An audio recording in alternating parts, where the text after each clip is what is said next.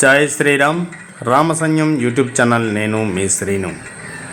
స్నేహం ఎంత గొప్పదో స్నేహించిన హృదయాలకే తెలుసు. మిత్రులతో కలిసిన తిరిగిన రోజులు గుర్తుకు తెచ్చుకుని ఆ రోజుల యొక్క గొప్పదనాన్ని వివరించే ఎన్నో కథలు మన సనాతన ధర్మంలో, మన భాగవత, మహాభారత, రామాయణ గాథల్లో మనకి భగవంతుడే స్వయంగా స్నేహం విలువని చెప్పారు. అలాగే బాల్యంలో శ్రీకృష్ణ కుచేలుడు గురు విద్య దగ్గర ఆ స్నేహం పెరిగి పెద్దయి, వయసు మధ్య తారతమ్యం లేదు, నిరుపేద ధనికని వ్యత్యాసం లేదు, కుల మతాలకు భేదాలకు అతీతంగా శ్రీకృష్ణ కుచేలుడు కథ మనకి తెలియాలి, మన పిల్లలకి తెలియజేయాలి.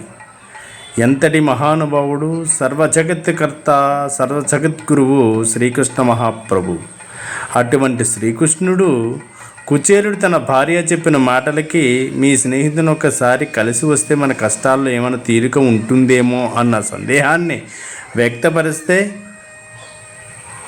కుచేలుడు శ్రీకృష్ణ అంతఃపురానికి వెళ్ళినప్పుడు శ్రీకృష్ణుడు పరుగున వచ్చి ఆలింగనం చేసి తన అంశతులిక పరుపుపై కూర్చోపెట్టి తన పాదములు కడిగాడు శ్రీకృష్ణ పరమాత్మ. స్నేహకున్న విలువని చాటి చెప్పాడు యావత్ జగత్కి. అలాగే పంచభక్ష పరమాన్నాలు, పాలుతో తయారైనవి, నేతితో తయారైనవి, పిండి వంటలు, పళ్ళు, పలహారాలు తన ముందు పెడితే శ్రీకృష్ణుడు కుచేలుడి వైపు చూశాడు. తన మిత్రుడు తన కోసం ఏమైనా తెచ్చుంటాడా అని.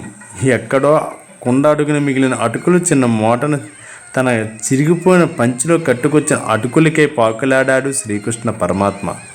స్నేహానికి ఎంత గొప్ప ఔదన్యాన్ని ఇచ్చాడండి. అది పిల్లలకి తెలియజేయాలి. ఆనాటి స్నేహం విలువ ఈనాడు పిల్లలకు తెలిస్తే భవిష్యత్ తరానికి ఉపయోగపడుతుంది.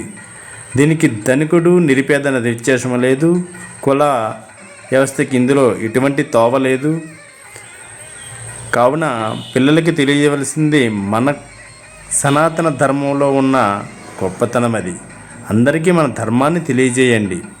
ఇది తల్లిదండ్రులు తప్పనిసరిగా చేయాలి, గురువులు తప్పనిసరిగా చేయాలి, ఆధ్యాత్మిక కార్యకర్తలు కూడా ఇందులో భాగస్వాములు అవ్వాలి. జై శ్రీరామ్.